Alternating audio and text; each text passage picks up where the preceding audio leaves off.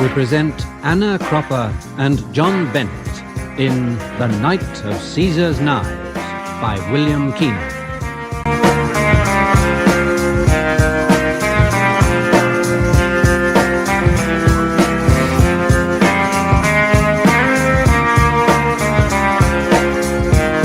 The Night of Caesar's Knives.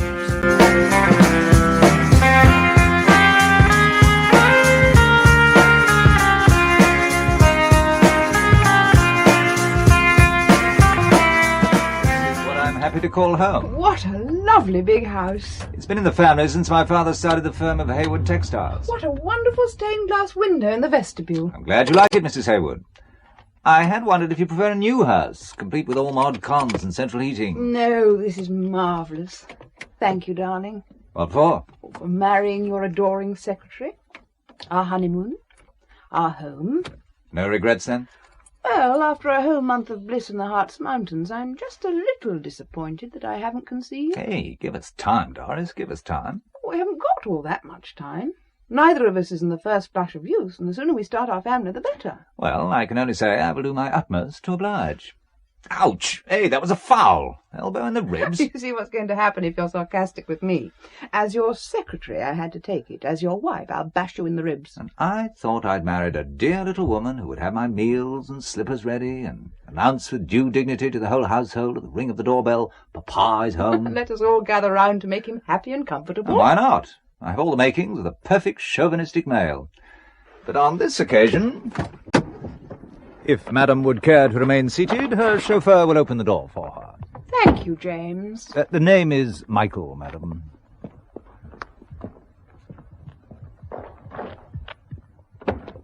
Would you give me your hand, Madam, so that I can help you out? My hand, Michael, such old-world courtesy. Ah! Put me down, Mike! Put me down! I'm carrying you over the threshold. Oh, but not over your shoulder. My mother will see us. Aunt Clare will see... Mike, put me down. I don't care who the hell sees us. Oh. Aunt Clare, we've returned. Indeed you have, and you look happy enough. If I were you, Michael, I'd keep her over my shoulder and take her up to her mother's room. Oh, it's very good of you to have us both come to live here. All part of the marriage settlement, Aunt Clare. Anyway, it's a big, lonely house. We couldn't leave Doris's invalid mother on her own. And somebody's got to protect you from that KGB colonel, Uncle Balakev. Oh, I think the less said about him, the better. And Doris, while on that subject, I don't think we ought to let your mother know what happened in Germany. That your fine husband gets himself involved with British intelligence. I was merely looking for an old friend. Who just happened to be one of their missing agents. All right, so they use my cover as a British businessman. Used is the operative word. They used us all. Oh, by the way, Robson, head of the German section, offered me a job in intelligence. I hope you refused. Of course. But you were tempted. What, when I've just married a comely wife? I'd hate to be chasing around foreign parts. I wonder if they've got your name on file now. Hayward Michael, textile exporter, brackets. Trustworthy and unafraid, in brackets. I wouldn't put anything past that lot. And before I answer the phone, let me just wish for the both of you that the Lord will send his blessings on your union, and that you may live happily in this house and see your children's children. Oh, a lovely blessing, I always think. Thank you, Aunt Clare. But the telephone? Let's not answer it. Well, it may be Claire's Russian boyfriend ringing all the way from Moscow. Heavens above! A Russian bear of a man passes the time of day with me, and you've the nerve to insinuate that I'm interested in him. What would a respectable Irish widow see in a pagan fellow like him? Though I must admit he has some human virtues. With a few more like friend Balakev, the KGB will almost have a respectable image. I think he fancied you, Aunt Clare. I'll be having none of that impertinence from you, young lady. And I don't want the Colonel mentioned to your mother. Oh, I'd best answer that thing. 4392635. Yes, this is Mr. Hayward's residence. Here we go. Well, I just see if he's at home. Who's calling? Renshawe with an E. Well, do you know anybody called Renshawe? Yes. Not offhand. Hold on I have a feeling it's them again. I'll not keep you a moment. Them? The intelligence people. Tell Aunt Clare to say we haven't arrived back yet. You'll only ring again. I'll take it, Clare. Oh, one moment. Mr. Hayward's here now. Hello, Hayward. My name is Renshawe, Tom Renshawe. We have a mutual friend, James Robson. He He's in our continental section. The German agency? Yes, the German branch office. Well, I don't think I wish to do any more business with our mutual friends, so you can save yourself further phone calls. Good day. Mr. Hayward, you don't know yet what our offer is. It's a second honeymoon for you and your wife. Oh, what's the catch? None whatever. Just want to say thank you for your assistance in Germany. A holiday on the department. It's them right enough, Doris. They just want to say thank you by sending us on a second honeymoon. They're trying to involve you again. That's what I think. Let me have a word with him. I'll put him off. Hello, this is Mrs. Hayward speaking. It really is most kind of you, Mr. Renshawe with an E, but we've only this minute just returned from our honeymoon, so under the circumstances I really... You sound like a happy bride, Mrs. Hayward, and after all your husband went through... Well, it is very, very kind of you to offer, but we couldn't possibly accept without my Aunt Clare coming with us, and without a full-time companion for my invalid mother, but thank you all the same. I'm sure we can give you the extra facilities. You can? The third ticket will be awaiting you at Manchester Airport. In fact, you can have seats on tomorrow's flight. An agency will send a qualified nursing companion for you to interview within the hour, Mrs. Hayward. I'll have to speak with my husband. He's offering us flights tomorrow for you, me, and Aunt Clare. And there'll be someone to look after Mother. An offer you can't refuse. But, Mike... Oh, and whilst you're making all the decisions, you might ask him where they booked for our second honeymoon. What flight have we booked on, Mr. Renshawe? The Rome flight. Rome? The Eternal City, Mrs. Hayward. So perfect for a honeymoon. At 10:30 a.m., flight BE... 759. Will passengers for flight 759 for Rome? Oh, I was half hoping we'd miss it. I wonder why you took so long packing. Where's Renshawe? Good morning to you. I have the tickets, and if you'll just let me have your baggage, I'll try to expedite matters. How well organised you are, Renshawe. Now, if you ladies will go ahead, we'll bring the hand luggage. Thank you, Michael. I'll keep me hold, old Doris. I've me cardigan and such like. Well, Renshawe, now you can tell me what this honeymoon really entails. The department is simply providing a second honeymoon for yourself and your good wife. Let's say certain parties were very pleased with what you accomplished in Germany. We found our agent. And your cover as a textile merchant was impeccable. Because that's what I am, a textile merchant. Even if I am tricked into helping the department whilst on a perfectly legitimate business trip. Of course. Be that as it may, I'm not so naive to believe that a man like Robson is doing this out of the kindness of his heart. I don't think we need bring personalities into this. Though, now you mention it, there is just a small favour you might do. How did I guess?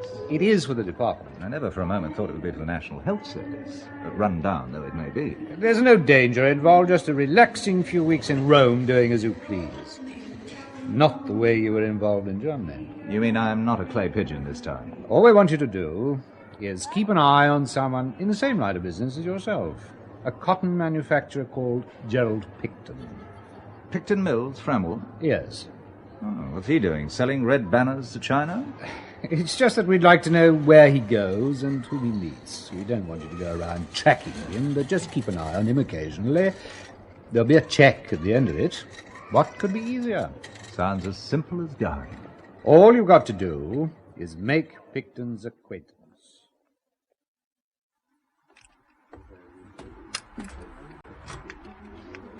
Hayward! Gerald Picton, what are you doing on your way to Rome? After some sunshine. You appear to be occupying our seats, old boy. Oh, I'm terribly sorry, Gerald, so we are. We're further along. Oh, no, stay. My secretary, Jean, prefers to be by the window. By the way, I heard you just got married. Yes, second honeymoon. My wife, Doris. Hello. And Mrs. Clare O'Connell. How do you do? Hello there. And this is my secretary, Jean Tyler, and a Swedish friend of mine, Sven Bast. How do you do? Pleased to meet you, Mr. Hayward. Mrs. Hayward? Look, we must have a get-together in Rome. Good idea. See you in Rome.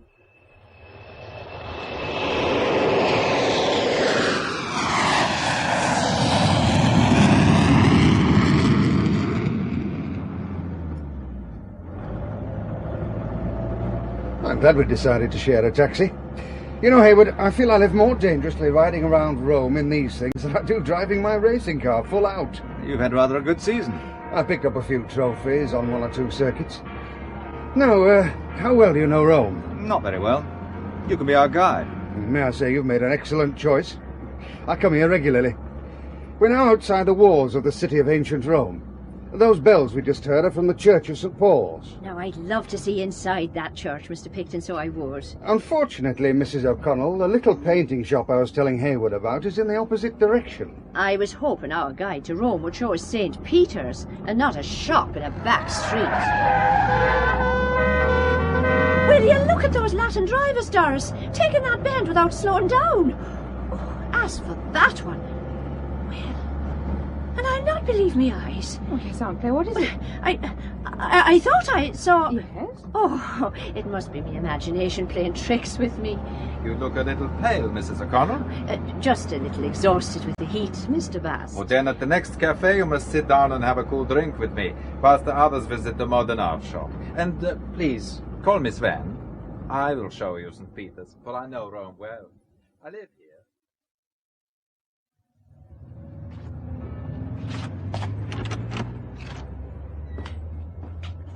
Ah, buongiorno, Mr. Picton. Very well, are you? Fine, Enzo, fine. I've been telling my friends of the excellent pictures you sell. Oh, it's very kind, signore. What can I show you on this visit? Have you any more pictures by the artist who always paints a cat in the corner? Ghetto. That is the name for cat. And that is the name the artist goes by. You don't happen to know his real name? Ah, no, signore. A friend bring his painting, and I pay what Gatto asks.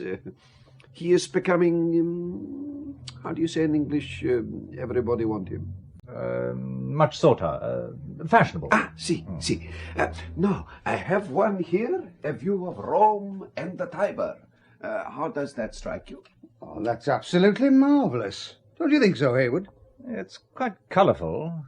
A liberal amount of paint used. Well, you can feel the warmth of the sun. And look at those dark, mysterious shadows. There's depth, dimension. It has something about it, Mike. You can buy it for me if it isn't too expensive. A memento of our second honeymoon. Sorry to disappoint you, Mrs. Haywood, but I'm buying this one. Oh, forgive us, Gerald. We hadn't realised that you were interested. I buy all Gatto. I've instructed Enzo here to get me all he can. But this one was in the window. It would still not be for sale unless I did not want it. Isn't that correct, Enzo? That is so, Mr. Picton. I will have it delivered to your hotel. The Colony Flaminia, as usual. It is. I'll be in again to argue the price and see what else you've got, Enzo. Well, I'm not an art expert, but I thought Gatto's view of Rome and the Tiber... Looked like hasty, out of perspective, botched-up painting. Here's your bathrobe.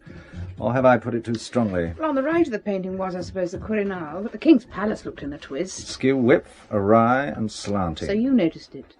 I'm noticing you too in your bathrobe. Fresh, flushed, inviting. We're going to miss dinner. Who cares?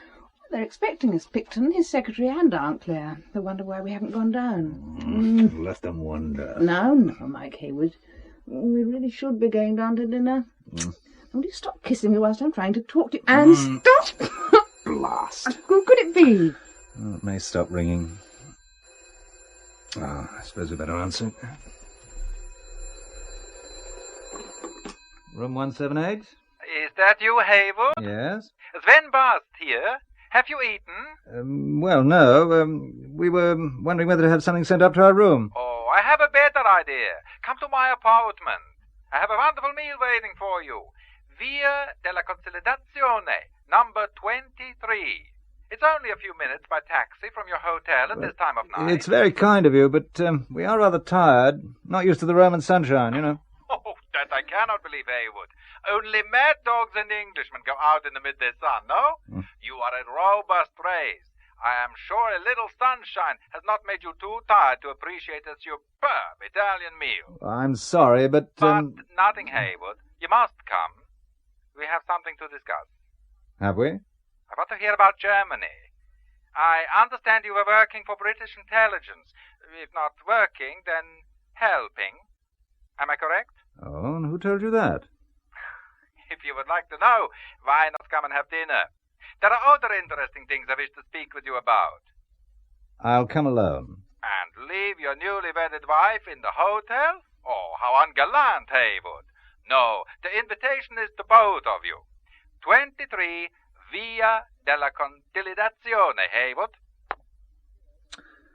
It appears we have a dining out engagement. You're trying to be casual, which makes me suspect that you're worried. Isn't it about time you told me what Renshawe had to say at the airport this morning? You seem to go into a conspiratorial huddle. Was it so obvious? Well, not to most people, but to your wife and former secretary it was obvious you were cooking something up between you. Well, our second honeymoon offer has a small print clause. I'd have been amazed if it hadn't. Well? I have to keep an eye on Picton. Whatever for? Renshawe didn't say. And if I'd insisted on an explanation, it would only have been a pack of lies. Well, so who rang us up to invite us out to dinner? Sven Bast. Well, he was quite charming to Aunt Clare this afternoon. I think at one stage he was trying to get her on her own. Was he now? Don't make it sound so sinister. Well, this isn't purely a social invitation. You see, Sven Bast knows what we were doing in Germany.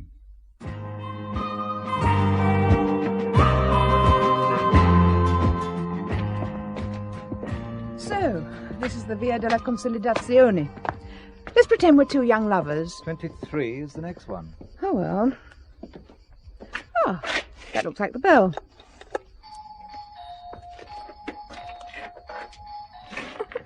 I rather fancy you should sing as you press. We must probably get a bucket of water thrown over us. I think someone's coming now. No? Must have been imagining things. I thought I heard something then. Instead of footsteps, or whatever they were, carrying on, they've stopped abruptly. That was my impression, too. Mike? Yes, what is it? The key's there. It's been left in the lock. Must have forgotten to take it out. Or he might have left it there for us. It could also have been left in by someone who was too much in a hurry. Somebody we might have disturbed? Let's see if it's the right key. I would prefer the gentleman to go first on this occasion. Well, we agreed till death us do part. Ah, a marble hall. Dark and cool at midday. But too dark, eerie, and cold for late evening. Seems to be a light coming from the room on the far right. Mr. Bast? Mr. Bast? Anyone home? I think we ought to leave it for another time. He must have suddenly been called away. Well, he would have rung us. He might have done that and found we'd already left the hotel. Then he would have waited for us. The speed our taxi driver travelled, he would have been lucky to be out of the house before we arrived. I think I'd better take a look.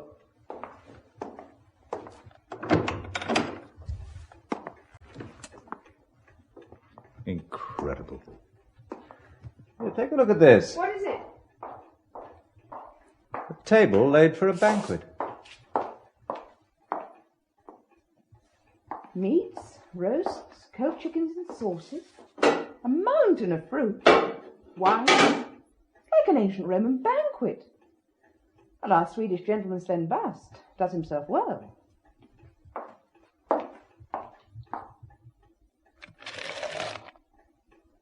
Let's toast to absent friends and then dig in. Doris? Do you think he's trying to scare us in some way? I don't know what to make of it. Is there a cellar under the house? I'm going to take a look. Well, don't leave me in this room. There's a distinct smell of cigar smoke. Someone's been here, and recently. Wish I could find the lights for the hall. Oh, there's something here. Well, that seems to be the switch, but nothing happens. I think the lights are on the marble pillars, Mike. Those flaming torch things. No, Doris, stay where you are. There's a body with a wire round its neck hanging from the light bracket. Oh, I feel I'm going to faint. Mike, come back, please. It's Sven Bast. Yeah, I'm going to get him down. He might still be alive.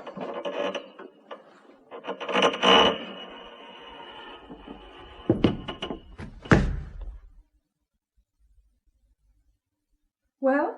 He's quite dead. One shoe's untied and has come off. Oh, Mike. Let's get away from here, please, Mike. Wait. There's something inside the shoe. Canvas. A torn strip of canvas. Let's get away while we can. We must call the police. Someone seems to have already called them.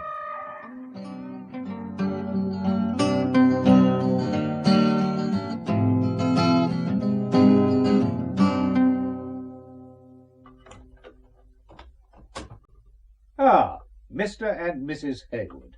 I followed you out on a later plane. Renshawe, I ought to strangle you. But I brought red roses. And champagne. The roses are lovely, though. I thought as we were in Rome, perhaps the Italian version of champagne. Excellent year.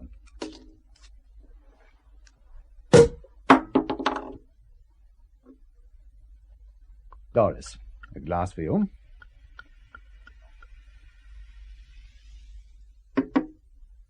Haywood. Thanks. And I've just the toast for the occasion.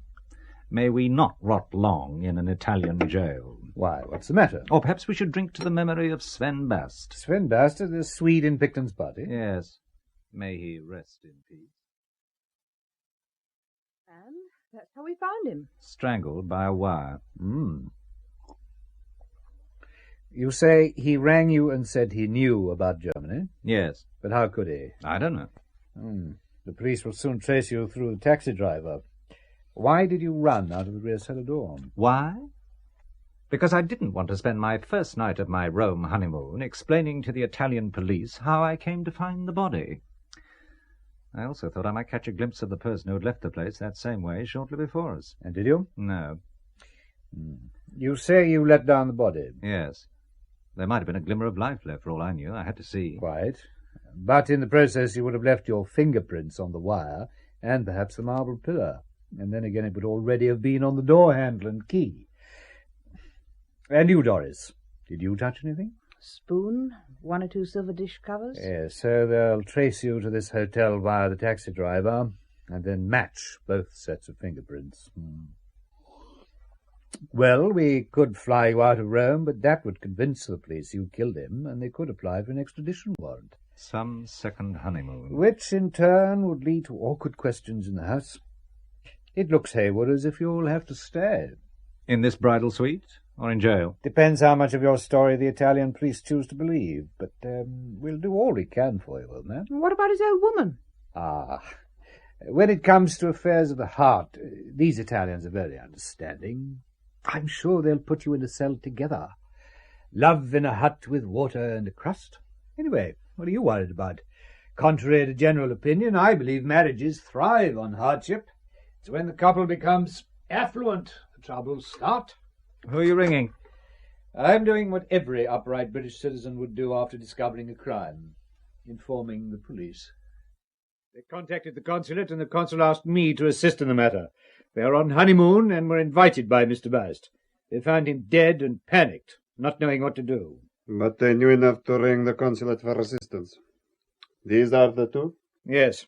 No, forgive me, Mr. and Mrs. Haywood. This is Captain Averno of the Rome Police.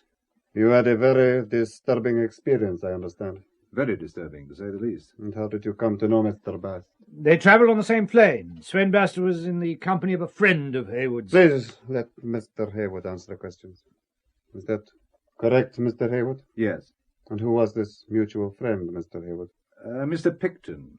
We're in the same line of business, textiles. And that is how you come to know him? Yes. Did he come with you to Roma? Yes, he's staying at this hotel. And that is convenient for us all, isn't it? But let us talk about tonight. Mr. Bast rang you and invited you to dinner. You went along and found him dead. How did you get in? The key was in the door. You let yourself in? We waited and... And you unlocked the door and walked inside? Yes. You're not a timid man then, Mr. Haywood? I suppose not. You have the nerve to walk into a strange house, but when you find the host dead, you suddenly turn into a frightened rabbit and run. Surely it would have been easier to stay. I realize now we should have done that. Instead, we rang the British consul. 3.5 hours later, senor. We walked back. Yet you took a taxi to get there. Why didn't you call a taxi to take you back to the hotel or to a consul official?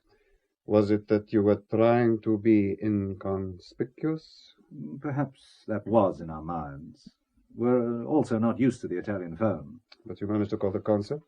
What number did you ring that time of night? We have a night number in the book, Captain. Please, Mr. Renshawe. You are quite capable of answering such simple questions. Perhaps it was my being with him, Captain Averno. My husband was afraid for me. He's very protective. Of course, senor. I understand now.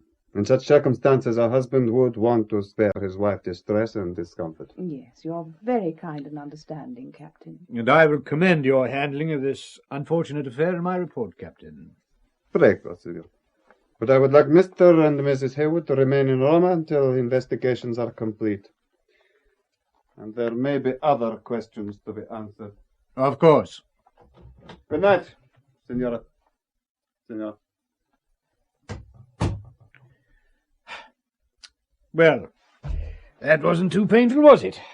You handled it quite well, Haywood. And now the police have gone, we'll take a look at that canvas strip of painting you found. Under the cat, there is a word. Tiber. Yes, it's a view of the Tiber. No, the word is not Tiber. You sure? Yes, quite sure. After the R. There are more letters, and they're clear and distinct. I-U-S. Tiberius. Tiberius Caesar. What do you know of him? He retired to Capri, indulged in sexual extravagances, together with every sort of cruelty. He used to strangle his victims. Their children as well, if I remember my history correctly. Did you say strangle? Yes, Doris. I wonder, could there be a connection between strangling Sven Bast and the name Tiberius? I was wondering the same thing. I was also remembering a rhyme written about him. It went, "You cruel monster, I'll be damned I will, if even your own mother loves you still." But Tiberius has been dead many a long year.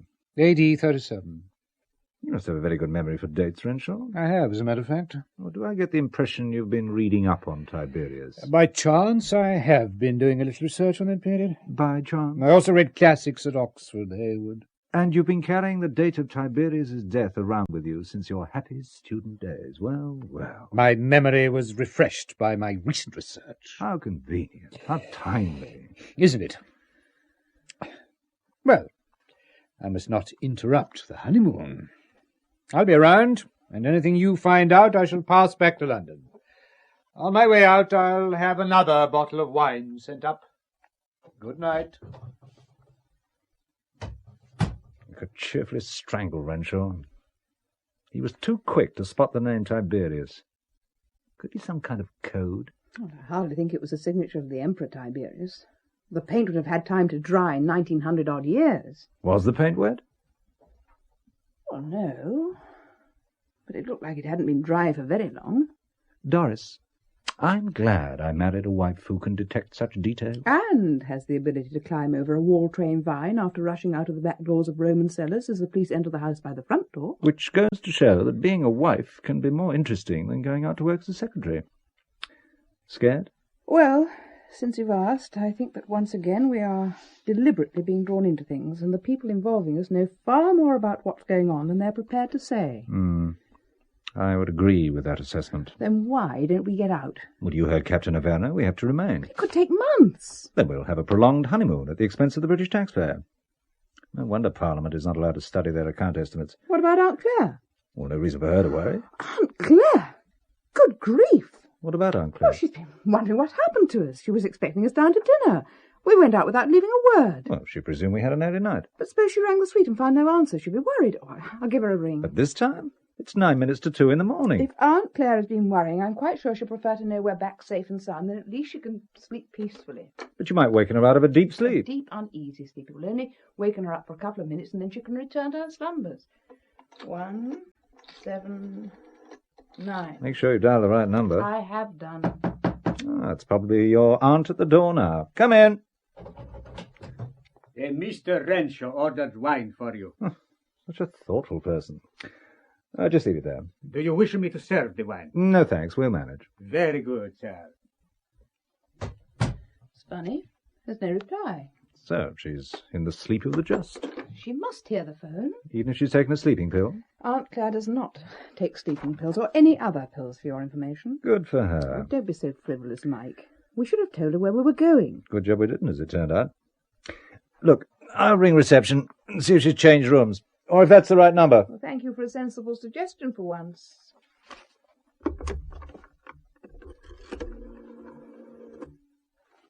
Reception. Haywood, 178 here. Could you tell me if Mrs. Clare O'Connell is still in room 179? I see. One moment, please. The key is here, so she has not come back yet. Not come back? Do you know where she went? No, signori. There was a call for her about an hour after you left. She must have gone out immediately afterwards. Did the caller leave a name? No, signori, no name. He asked for Mrs. Clare O'Connell, and we had her paged. That is why I remember so clearly. The gentleman spoke English, but I'm sure he was not an Englishman.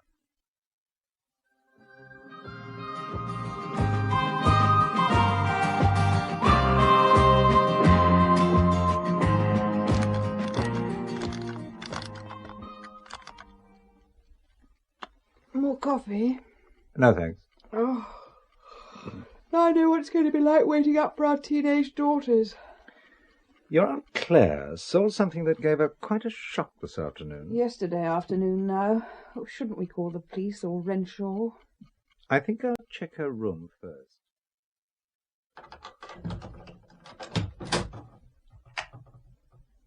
Empty. Tonight you're laid out on the bed. I'll just check the bathroom. No. She left the balcony window open. Mike! There's someone out there. Stand back! Look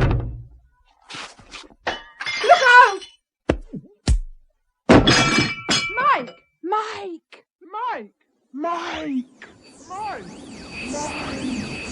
Mike! Mike! Oh, that hurts. I'm only bathing your head with cotton wool and warm water. I remember rushing through the French windows. Well, his first blow missed and shattered the glass. The sudden noise of it made me hesitate. Well, that's when he hit you. He caught you once in the stomach and then on the head, knocking you back into the room. Did he only hit me twice? Thought the hotel had fallen in on me. Well, they look like karate blows. You've a terrible bruise on the left side of your head. What happened to our visitor? He had a rope fastened to the balustrade of the balcony, and he let himself down the side of the wall. But he dropped this. Let me see. Book matches. Chat Noir. That's the name of the nightclub. And a black cat. Like the one on the painting. A replica, you might say, but look on the back.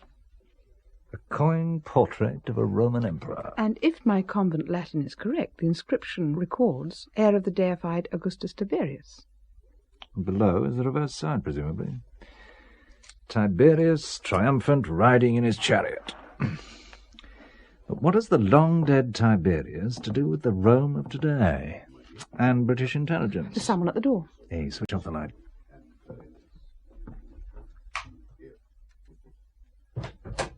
So, good night, my Irish lady. You see, Comrade Boris Balakev is a gentleman and escorts Clare O'Connell to the very door of her home. And that's as far as you will escort me, Comrade Balakev. Atheism and moral decline go together, and I'll have none of either. Good night to you. Aunt Clare! Balakev! We've been worried to death, Aunt Clare. Where have you been? I thought I'd seen a ghost this afternoon. I never expected to find the KGB in Rome. But it must have been Colonel Balakev I saw, because after dinner the phone rang and it was the heathen himself. A trade union delegation was having a reception. I thought an Irish representative was called for, and after seeing your aunt... How did you know where she was staying? I had her followed. By a member of your trade delegation, no doubt. Good lady, some of your virtues are rubbing off on me. It was one of my men. There, I speak the truth and feel good. What are you doing in Rome, Colonel? I am a member of a trade union delegation. Fostering goodwill? You might call it that. You're not studying ancient history at the same time. Ah, the Caesars. One particular Caesar. His system of government allowed for no rivals. He was a fine example of a totalitarian ruler, which goes to show how history repeats itself continually. You English, you think that your two-party system is the answer to the world's problems. But ancient Rome had two parties also. So you think it was better under the rule of the Caesars? Benevolent dictatorship is the most efficient form of government. But how often are dictators benevolent? After Augustus came Tiberius. Would it be fair to assume that you do not approve of the doings of Tiberius, then, Colonel Balakev? You would be correct to make such an assumption. You could also say that I disapprove of all things done under the name of Tiberius at all times. But I have kept Mrs. O'Connell out late. And so, my good Irish lady, when you pray those beads tonight, say one for me. And how would you be knowing that I always say my rosary before getting into bed? In these days of electronic devices, nothing seems sacred. Don't forget. Just one, offered for me, Clare O'Connell. You'll need more than one, Colonel Balake. With that, I would not disagree. Well, I'd keep you in mind. Well, who knows? I could be eternally grateful. In my line of business, it's so difficult getting insurance for this world, never mind for the hereafter. Oh, it's quite a hectic day. The understatement of our honeymoon. Hey, move over. Make room for your bruised and battered husband. Darling, you really do look badly bruised. Ah, but you are fair and you are comely. Isn't the quotation black and comely, darling? I really have no colour prejudices in the matter, Doris. Oh, but why the hell do we have to have a room with a phone? We'll tear the damn thing from its socket. Well, the dominant male. Well, go on then, throw it out through the window. Have somebody knocking at the door. Hello. Don't burst my eardrums, old boy. Renshawe? I'll burst more than your eardrums. Do you know what time it is? If it's very important, I wouldn't have rung. Look, tell me at breakfast. Can't do that, old man. Why not? You could both be in danger. If I were you, I'd get out of bed without switching on the light and go over to the door. When you hear 4 knocks, dida, dida, it'll be me. But I would advise you still to make sure. Oh, who is it? Oh, do hang up, or your fair and comely wife will be fast asleep. It's Renshawe. Hello? He says we're in danger. Oh, not Haywood. again. Hello, are you there? Doris, wake up. I wouldn't bother too much about waking Doris. I'd make for the door. You see, I slipped a little something into that glass of wine I gave her earlier on. Now, wait by the door. Who is it? Renshawe, with an E. Enter Renshawe with an E, and you better have a good explanation for drugging my wife's drink. We have to get out of here. Others know you're working for us, so we want to keep you nice and safe for a few days. I thought if Doris were asleep, it would be easier, not as emotionally disturbing. Renshawe, I promise you I'm going to break your neck one of these days and toss you in the Tiber. Steady on, old boy, only doing my job. Can you put a coat on your wife or something? I'll give you a hand getting her to the car.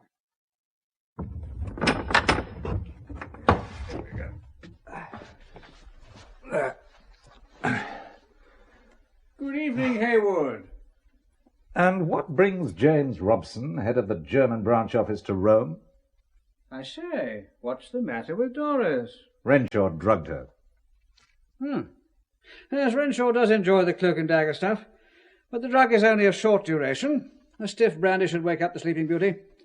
You may wait in the car, Renshawe, but It may seem trivial and mundane to you, Robson, but men don't like having their wives drugged. Quite so. I will have words with Renshawe. You seem well acquainted with the drug used. Are you sure he wasn't doing it on your instructions? My dear fellow, do you think I would give such an order? Yes. Yes, well, I'll pour your wife a brandy. And for you, Haywood, I have an excellent local wine. Not drugged, I trust. Now, why should I drug you when we're all going to a party? A party? Yes. Now, just wet your wife's lips with this brandy, Haywood, and it should do the trick.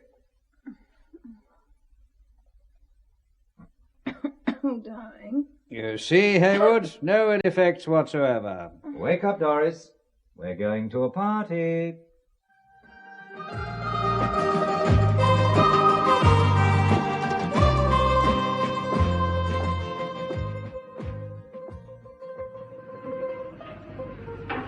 Welcome to the Chat Table for 4, please. No, 3. Mr. Robson will not be joining us. Why's that? He's not one for going out in the early hours. You mean he doesn't like to present the opposition with an easy target? Perhaps. for 3, signore. Thank you. Oh, waiter, could I have a packet of your special matches? I believe you have some with a portrait of Tiberius Caesar. Oh, I am afraid not, sir. They have all been sold. We did not have very many of them. Well, isn't that rather costly, having a specially designed book match for the club and then only selling a few of them? I was thinking of the printing cost, for example. I will pass on your comments to the manager, sir. Yeah. Why not? Who's giving the party over there? Oh, that is another Englishman, sir. Mr. Picton. Picton? Is someone taking my name in vain? Hayward! What are you doing here? I never expected to see you painting the town red on your second honeymoon, or else I'd have invited you. Come and join us.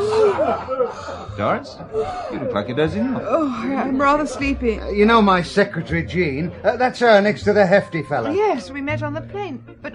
What's the matter? Well, the man she's with, I feel I've seen him before. Oh, he's an American. Harry Carlson. Does he live in Rome? Yes, buys and sells antiques. Oh, and is he interested in paintings too? Carson? He's interested in everything. But come and join us. Waiter, waiter, scotch on the rocks. Big ones this time. Harry, haven't you had enough? The short answer is no. Harry, you'll have to be more sociable. We have 3 more guests. Mr. and Mrs. Hayward, friends of mine from England, and... Renshawe, with an E at the end. Tom Renshawe. Well, come and have a drink, Tom. Don't mind if I do. Hell, where's the scotch? Patience, Harry. You've only just ordered. Yes, Harry, you're making a spectacle of yourself. So what? Who cares? I care, Harry. Jean, for goodness sake, what is there to get all head up about? The amount you're drinking. This is the last one. Understand? Dames. And don't call me a dame. Okay, Jean, okay. And Mr. Picton. I think you've had enough for one day, too. If my secretary says so. Secretaries have a way of saying such things and making you obey. Well, I need a drink to waken me up. Oh, I can hardly keep my eyes open. What brought you here if Doris is so sleepy? Renshawe. I thought when in Rome they ought to experience some of the Rome nightlife. Quite right. Here's the waiter. Scusi, is there a Mr. Hayward in this party? I'm Hayward. There is a telephone call for you, Mr. Hayward. This way, please. Who can that be? Perhaps it's Doris's Aunt Clare. She doesn't know we're here. Oh, then again, she might have got the message. We left at reception? Yes. Yes. Excuse me, madam. We have put the call on this extension phone in this room.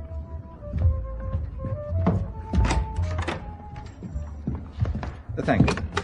Hayward speaking. Hello? Hello? Waiter, the phone's dead. Where... The waiter has gone about his duties. Balakiv? The phone call was, what is the word in English? A ruse. A ruse? It comes from the old French ruse, to get out of the way, no? In English, it means a trick or a cunning scheme. Very appropriate to your English intelligence service. They are full of tricks and cunning schemes. For example, they have explained to you what they are trying to achieve here in Rome. Not fully.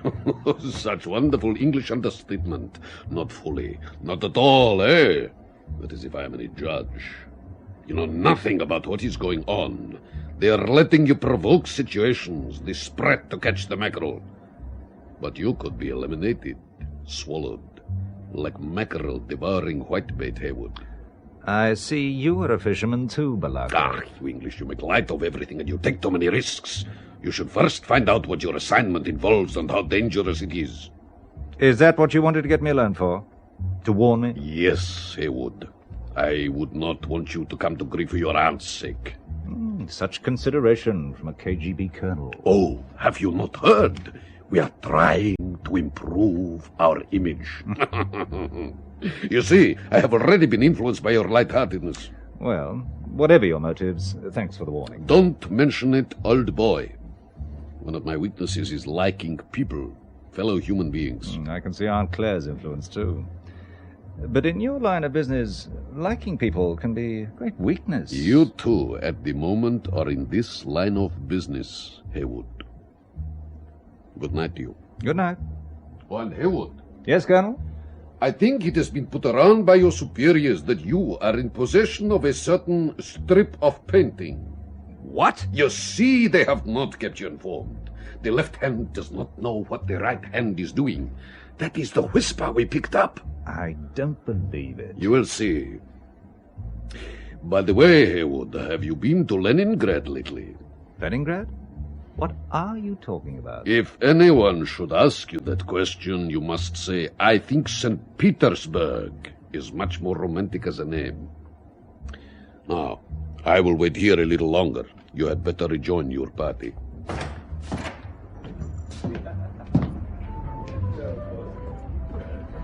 Hayward, here's your drink. Who was ringing you at this unearthly hour? Just an old friend. Cheers. Cheers. By the way, Mike, you must meet one of the guests, Count Roberto Galateo. Galateo? Good evening, Mr. Hayward. Oh. It is a name that has become proverbial in Italy. You see, one of my ancestors, some 400 years ago, wrote one of the world's lasting books on social behavior, Della Casa Galateo. For anyone whose manners are not what they should be, we say, non conosce il Galateo. He does not know his Galateo. Who? Ah, and this is your charming wife. I, Count Galateo, kiss your hand.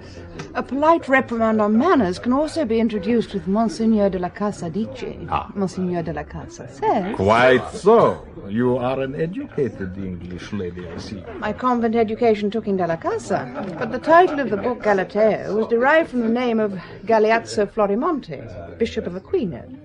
I remember Sister Elizabeth telling us about him. Such a rare flower of femininity, beauty, and intellect. Your flattery will not stop me disclosing the fact that the Della Casa was the author, and as the name Galateo was derived from the bishop Della Casa met in Rome in the 16th century... I cannot be descended from the author. Or one of your ancestors did not write one of the lasting books on social behavior, Signore. You see through my joke. But I am a count of sorts. I make my money by commerce. Tell me, Mr. Hayward, what is your line of business? Textiles. Textiles? I also deal in them. There is some magnificent Italian material on the market now. I must show it to you. My firm is Fattorini Exports. Here, on my business card, is my address. Oh, but I am going there now. Why not call on your way back to your hotel? I always keep a few bottles of excellent scotch in my office. Well, another time, perhaps. It is a little late, and we have no car. You do have a car, old man. Yes, What? indeed. I forgot to tell you. I've arranged for you to have one during your stay. Oh. I'll have it brought round right away.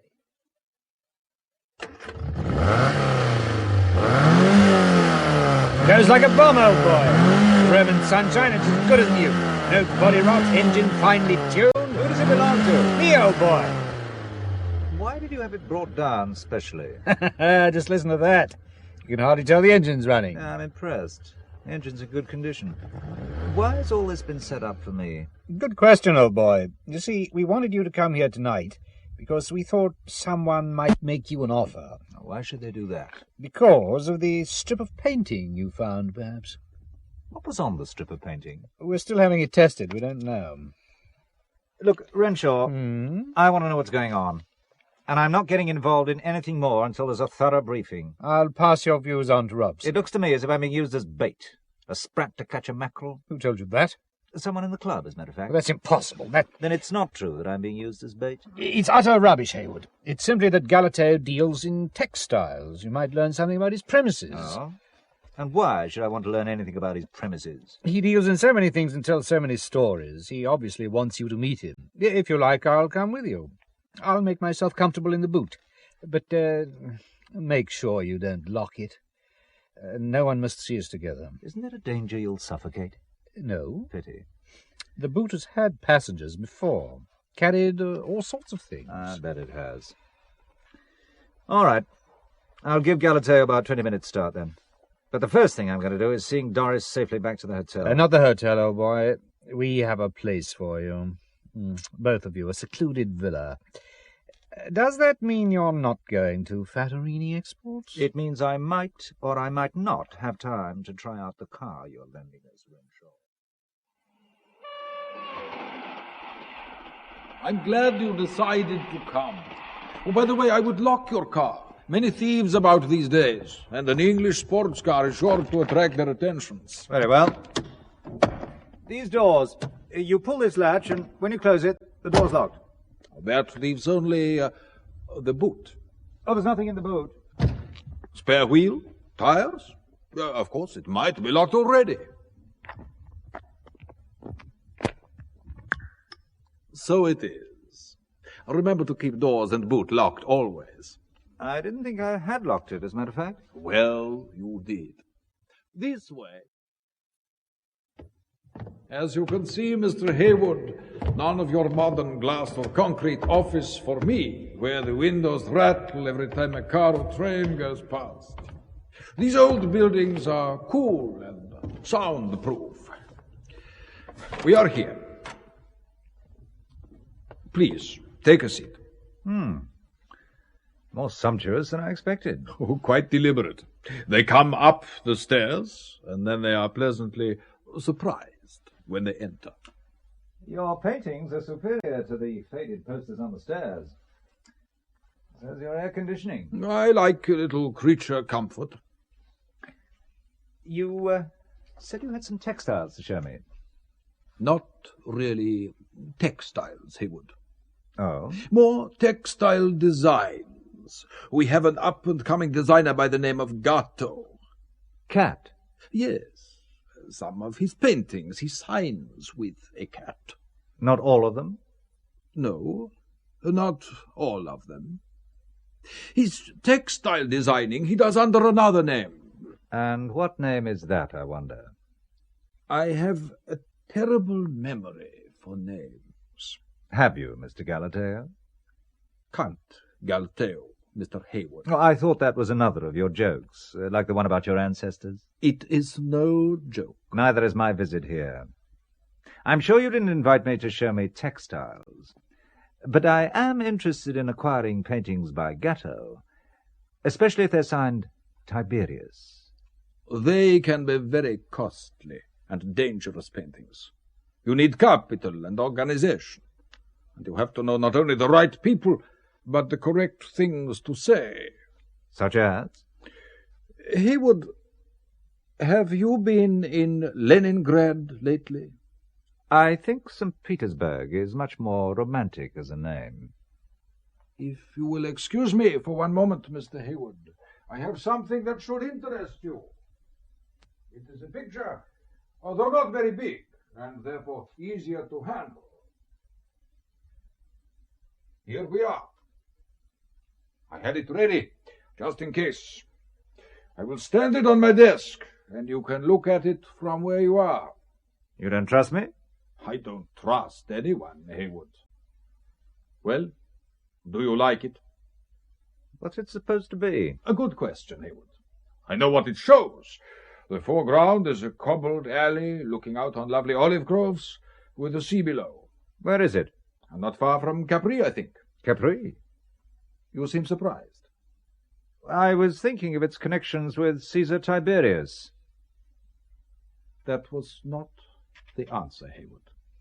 What do you mean? That the gun in my hand is of a very heavy caliber, ideal for making hits. Where did I go wrong? Like there was an answer to my question about Leningrad, so there was at the mention of Capri. Do you intend to kill me?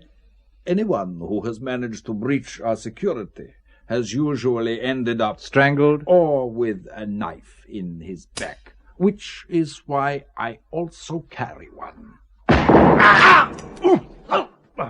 Bravo, old boy. Renshawe! That was jolly spectacular, Haywood. I arrived to see you leap through the air, kick the gun and knife out of his hands, and finish him off with two beautiful commando blows. Out like a light. But I suggest we get out of here before their reinforcements arrive. They have a Mercedes! They're trying to block the exit!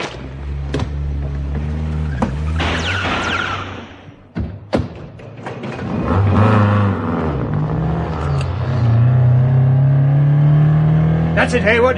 Drive like the devils in hell went after you. They'll stop at nothing to get a painting back. Make for the river. And let's have some noise from the horns.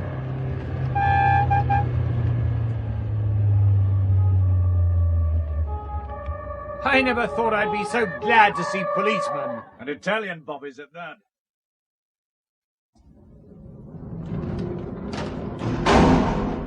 I'm sorry we have to separate you and your friend, Mr. Heywood. For a long time I've been wanting to get my hands on Renshawe. Now I'm looking forward to the interrogation. Cigarette? No, thanks. I don't smoke. Very wise. Being a captain of police has pressures which encourage smoking, no? If you say so. But how can I give up smoking when I have problems like you, Heywood? Problems? I have to charge you with a dozen traffic offences to start with. I'll plead guilty. And what about the murder of Sven Bast? He had been murdered before we arrived. Or had you forgotten? By your side or by the other side, Heywood? Now, that I don't know. Which almost sounds like the truth. But there is a story going around you were brought in by British intelligence. What better cover than a newly married pair of lovers, a businessman who married his charming secretary? Well, what was I allegedly brought in to do? What were Mr. and Mrs. Heywood brought in to do? Oh, no. She knows nothing about it. So you do? She's not involved in any way. English gallantry is not dead. It's the truth. I would like to believe you. I would hate to think of that charming Mrs. Heywood spending a long time in our jails. She's done nothing.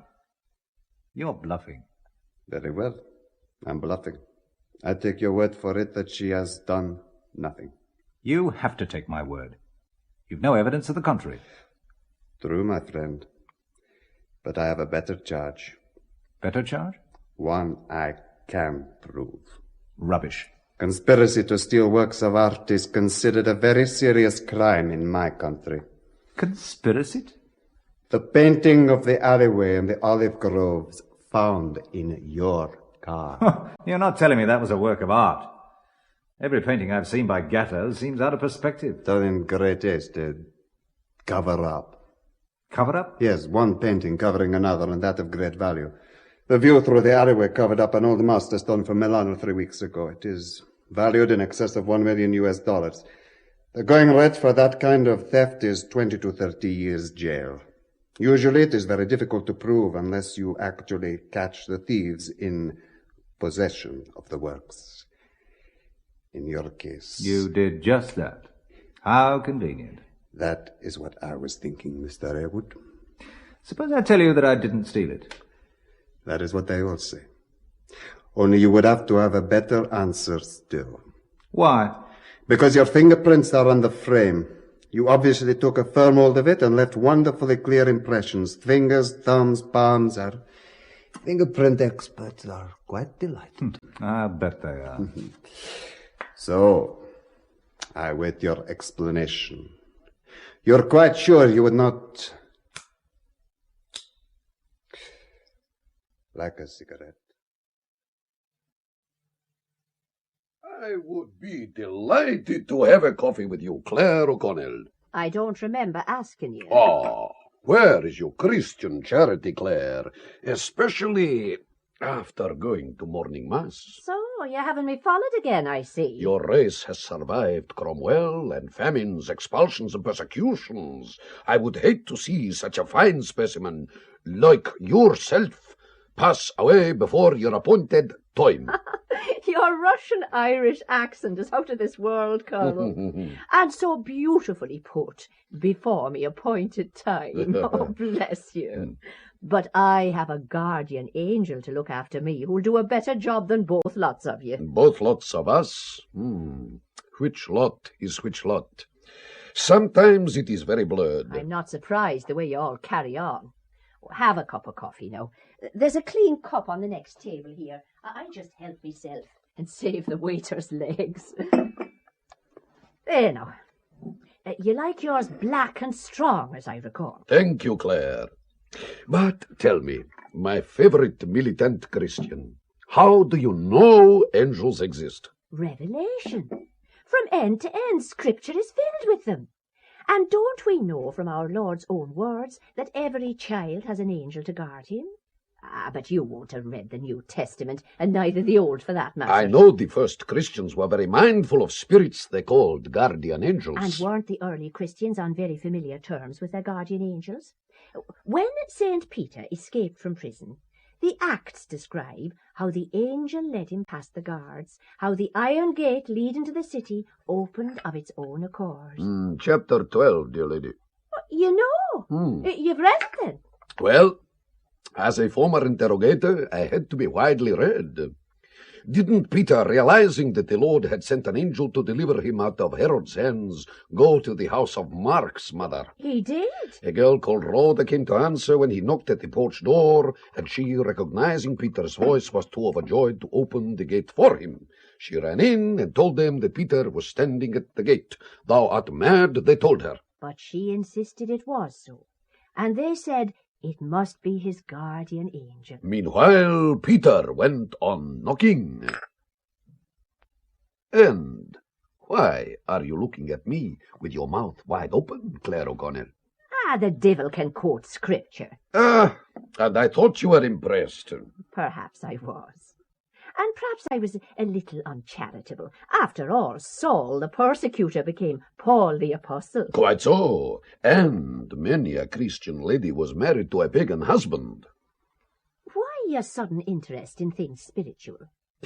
Oh, if I didn't know you as a devious KGB colonel, I could almost mistake it for a proposal.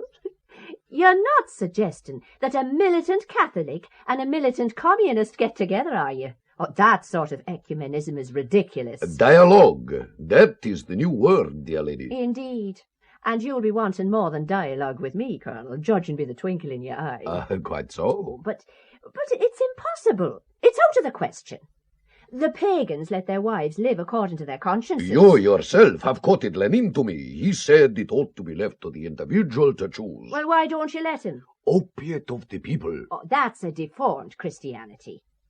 There are two great divisions in the universe, the world of spirits and the world of matter.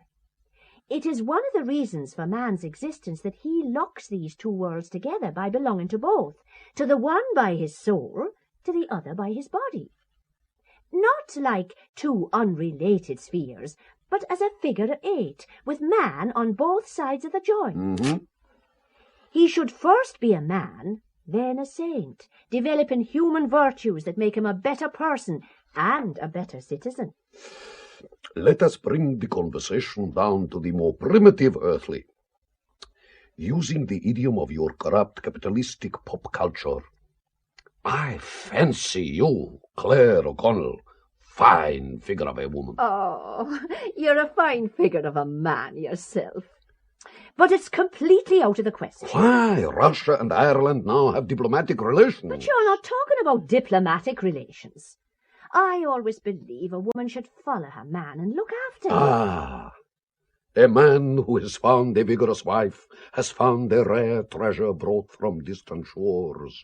Bound to her in loving confidence, such a man will have no need of spoil. Content, not sorrow, she will bring to him as long as life lasts. The devil quoting scripture again.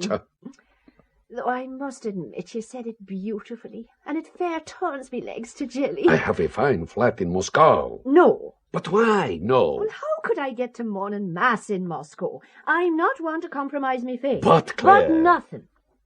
As an interrogating persecutor, you studied scripture, and you obviously know quite a bit about theology. All right, I stopped persecuting. I stopped years ago. And as I said, I'm not one for compromises. There's more in heaven and earth. I am not asking for compromises. Oh, yes, you are. Do you know how I feel about the Mass? Clare, how can the wife of a KGB colonel go to Mass every day? I would only ask for a little discretion. If you believe in the Eucharist, it would be illogical not to receive as often as possible.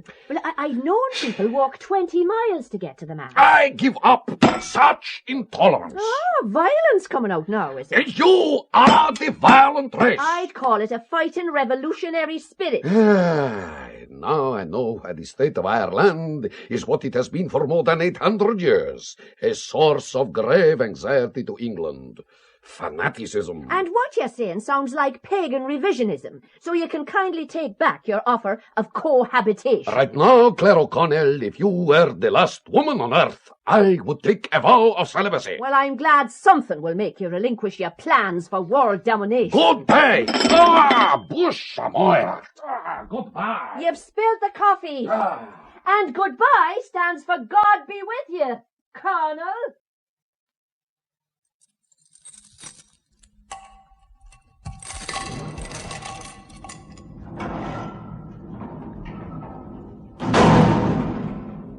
Mr. Haywood? Has interrogation time come round again? This case becomes hardly more interesting, Haywood. Why, what else are you thinking of charging me with? You see, you always imagine the worst. And not without reason, but... But what? You're going to be released. Released?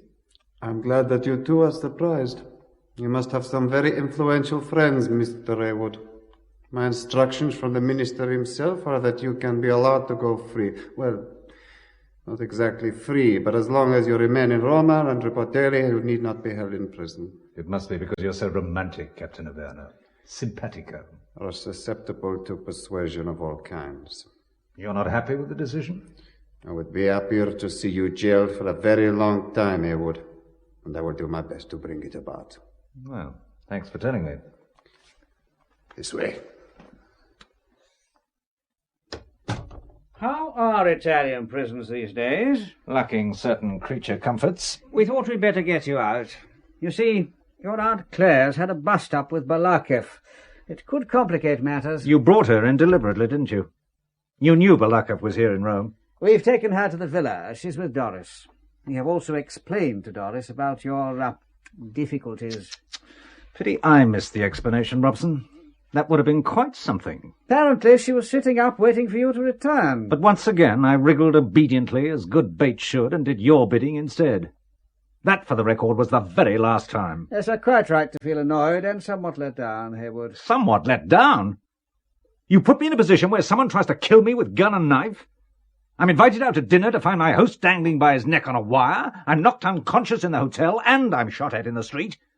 I also face a 20 to 30-year jail sentence for stealing works of art. I did say you're quite right to feel annoyed. The understatement of the decade. And I forgot to mention this was a honeymoon holiday provided by you out of gratitude. Well, things have been rather hectic, Haywood. Again, Robson, I can only stand open-mouthed in amazement at your remarkable gift for understatement. You've used us, Robson, and you haven't even taken the trouble to put us in the picture. Very true, what you say. And I think you're entitled to an explanation. How much of it'll be true and how much pure fabrication? All the truth and nothing but the truth. But first you need a drink, Haywood. Now, I have another bottle of good local wine. Barbera d'Alba, estate bottle. It's a grape grown widely on the hillsides from Asti to Cuneo, and I'm told the Barbera grape produces Piedmont's most popular red wine. This one is as fresh and crisp as a young Beaujolais, meant to be drunk young, and cool. I add a little ice. I thought I'd open it only when you arrived, in case you might be tempted to think I'd tampered with it. How could anyone suspect you of such things, Robson? Anyway, what's so stopped you opening it and then recorking? I'd never do that to wine, Haywood. In other words, you have greater regard for wine than for people. I do believe you're trying to provoke me, Haywood. Stiff cork. There. Now, to allay your suspicions, I'll drink mine first. Cheers. Suspicion is a terrible thing, which brings me to the subject of the present assignment. The code name is Find Caesar. Who is Caesar? That, my dear fellow, is the key to the whole problem. You see, works of art and antiques have been stolen on a vast scale over recent months from all parts of Europe. Britain, France, Italy, Russia. Much of the stuff, worth many millions, has been finding its way to America, north and south, often via Britain. We know some of the people on the fringes, CIA double agents, mafia members. At first, when quite a miniature treasure house was moved out of Russia, we thought it must have been with the KGB's approval and help. In fact, we suspected it to be masterminded by the KGB in order to embarrass the CIA. But we learned recently the Russians suspected it to be masterminded by the CIA and Mafia to embarrass the KGB and make them look ineffective. Then we also found out the Russians suspected us of lifting their art treasures for the same reason. In short, everyone is suspecting everyone else. And in these days of double agents, it's easy enough to build up a case against all and sundry. So the KGB suspect they're being undermined, and so do the CIA. And Her Majesty's Secret Service. It has already led to quite a lot of bloodshed, the picking off of one another's agents. It could be that the situation has been deliberately created by someone to set the Russians, Americans, and British at one another's throats. If that is their aim, they are achieving a certain amount of success. So why was Sven Bast killed? Now there is a case in point. Bast has worked for both the Russians and the CIA. He was involved in the vanishing art treasures. Both sides could have suspected double-cross, or the gang may have thought he was about to leak information. He pays your money and you takes your choice. That's about it. But Her Majesty's government feels the situation is tense, very tense. Another killing could provoke mass retaliation, and who knows how it could escalate. The top priority for the European Division is to find who is behind it. Now, we know the leader's code name, Tiberius.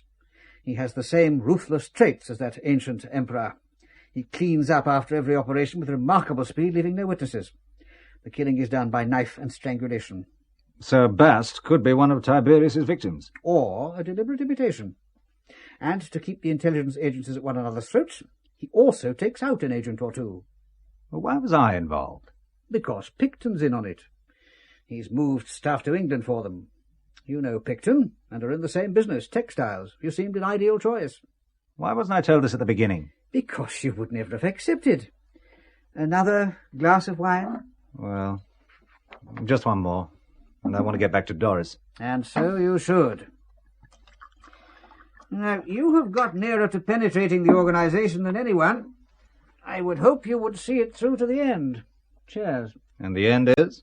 Finding Caesar Tiberius. And then? I will rapidly dispatch him back to his ancestors. Cheers.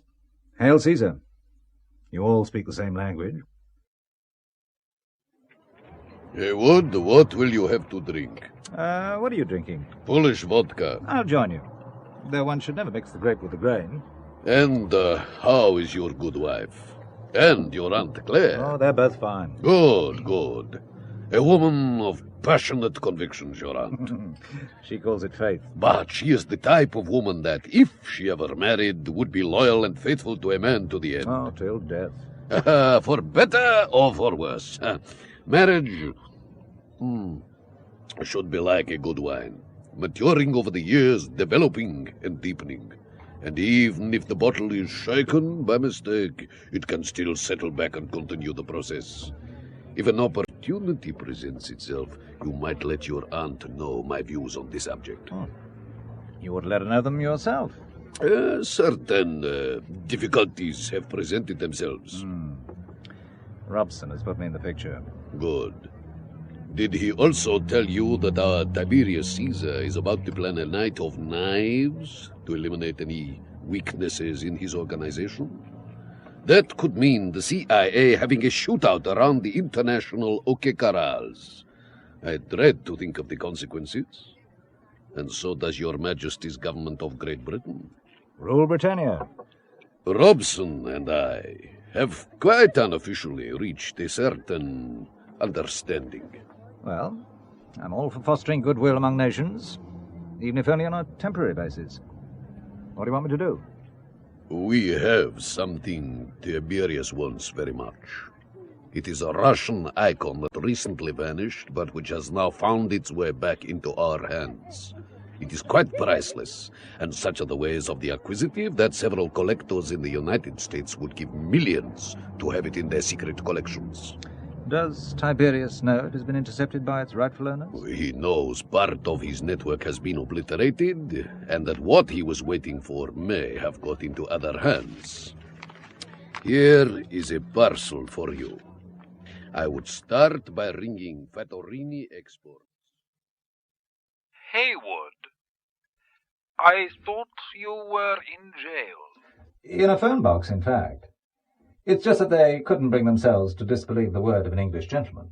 I heard the two rival embassies were bringing a little pressure to bear so that they could take the word of an English gentleman. Truth breeds trust, Galateo. Then what true things did you ring me up to tell me, Mr. Haywood? That I have a package from Russia that should interest you. The price is $2 million, or the equivalent in German marks. How do we know that you have the goods? I have color slides, the article on its own, and one with the article resting in my hands. At the moment, however, the icon is in safekeeping. I will ring you. Haywood. This is Harry Carson. Look, I haven't very much time. The American at the Chat Noir? Yeah. Listen to me, Haywood. I'm listening. Don't keep that appointment that's being made for you. Do you understand? And don't keep the icon either. Have you got that? Yes, but why not? Look, I'm in a bar near Campo Fiore. Do you know where that is? I gotta go. Spiders are... Harry! Oh, damn. Hello. The price is right. The meeting will be tonight. On the Piazza Cavour there will be a yellow car parked. In its rear window there will be a large cat. When the lights are on, the cat's eyes have two red bulbs which illuminate. The car will drive off, and you will follow it. I want to do business with only Tiberius. Oh, that is understood. Tiberius will be waiting for your parcel. And, Haywood, along the route we will check if there are any other cars following. If that happens, you will just drive around, wasting petrol. How do I know I'll come out alive? For $2 million, risks are inevitable on both sides. Until tonight, Haywood.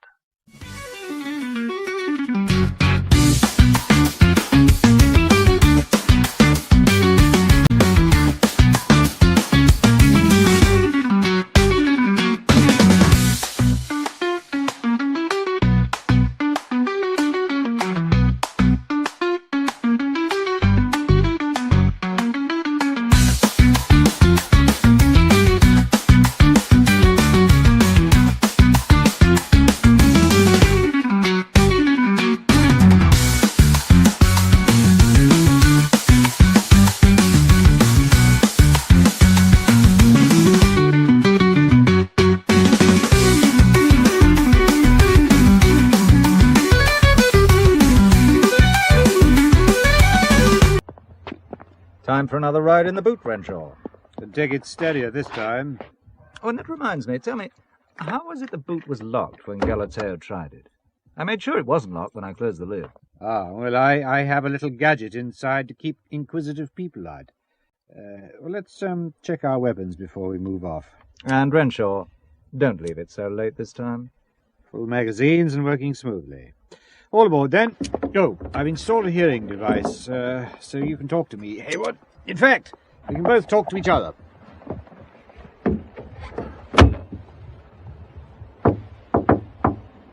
Ah, very cozy. I'm turning into the piazza now. I can see the yellow car with the red cat's eyes. Keep well clear of it. It's beginning to move off. Then follow it as instructed. It's travelling at some speed. All the better. We're still travelling by the Tiber. We're coming to what looks like warehouses. On the right, a large refuse dump. There's a car. No, a lorry. Oh, it's heading straight for us.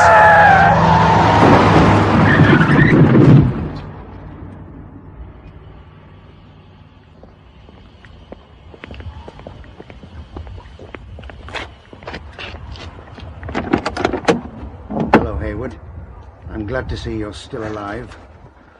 The icon. You won't get it. I think we have. You see, we've watched your every move, Haywood. We saw you put it into the car.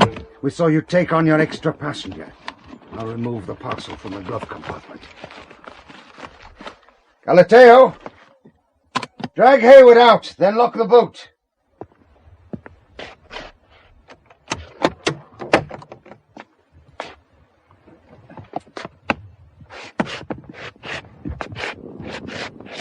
Over here.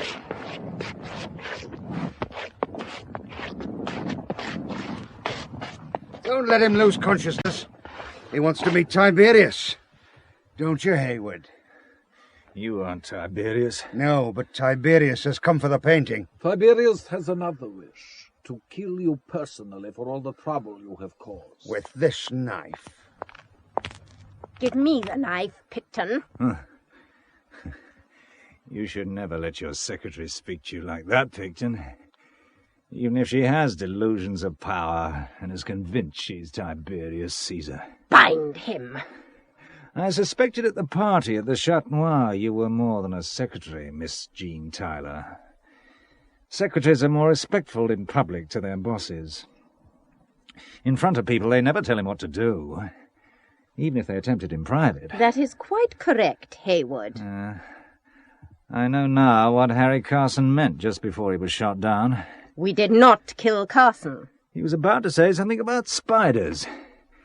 The female of the species is deadlier than the male, and usually ends up by eating him. Hold him still. I'm only going to plunge this knife deep into your heart, Hayward. Like this.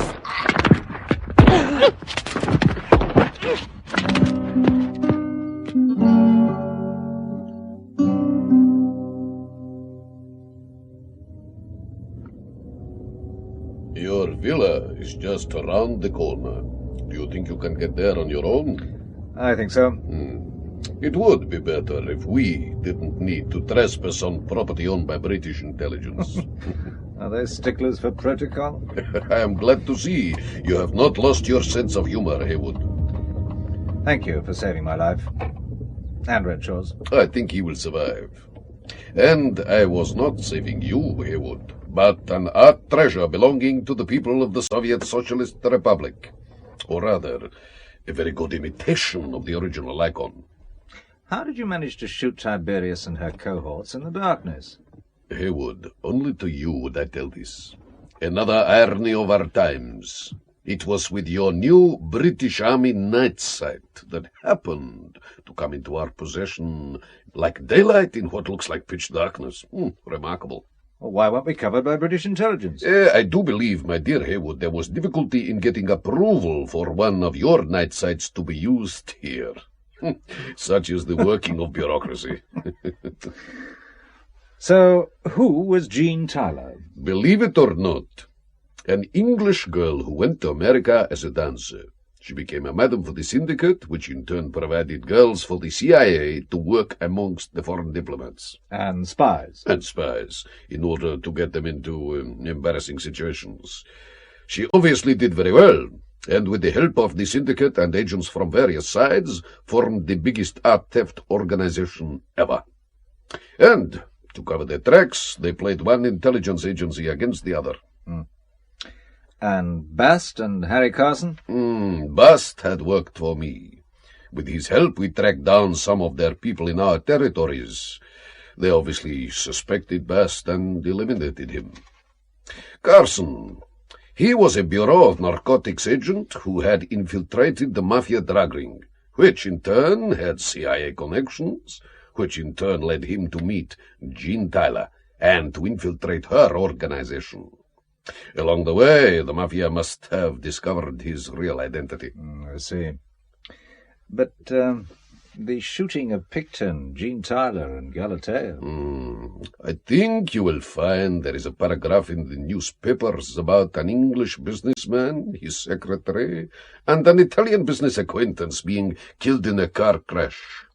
And in a hot country, it is always better to have the bodies cremated as soon as possible. You are disgusted, Haywood. You must realize that if we had hesitated 1 second longer, Caesar's knife would have entered your heart. Good night, Haywood. May the remainder of your honeymoon be more relaxing and placid. Thank you, Colonel. Our last day in Rome. Did you know that Aunt Clare had a candlelight supper with Colonel Balaclava last night? Not another word. The two in question are approaching. Aunt Clare, come. Mister, if you don't mind, Doris. As a member of a trade delegation, preferable no rank. The Colonel businessman is a rare specimen. But not totally incompatible? Not as incompatible as me living in Moscow and being allowed to receive the sacraments of Mother Church. I was trying to tell your aunt that in Poland, party managers go to Mass now. I also quoted to her John Pilger of the Daily Mirror that in North Vietnam, Catholics are among the best communists. But still, she will not believe me. You tell me Monday was Friday if you thought you could get your way. No, I say it's impossible. I ask only that my fiery, fine figure of an Irish woman thinks it over. Don't you dare attempt to pinch me, or else I won't give the outrageous idea a second thought. Now, come on, Boris. We have 3 hours before the plane, and I still haven't done the stations. And we're going to make them the Irish way, in our bare feet. Darling. Yes? It's a terribly mercenary thought, but I wonder how much Time magazine will pay for the picture of a Russian KGB colonel doing the stations in his bare feet. Such double-dealing thoughts should never cross an innocent mind. Pity we didn't bring a camera with us, though. I was reading the other day that as well as being the centre for the Catholic Church, Rome in the last few years has become the espionage capital of Europe, with Arab, Israeli, Western and communist networks. Really can't believe the things you read in the newspapers these days, Doris. It was in a woman's...